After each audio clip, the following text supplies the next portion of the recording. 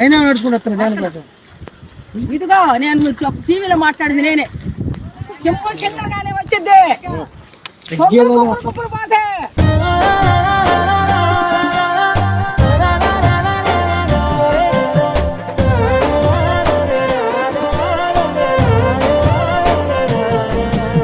నడి రోడ్ మీద నిలబడద్దా? ఎవరి కోసం? ఎవరంటే జగన్ కోసం. ఇంత ఎండకి ఎండ కనపడదు. ఎందుకమ్మా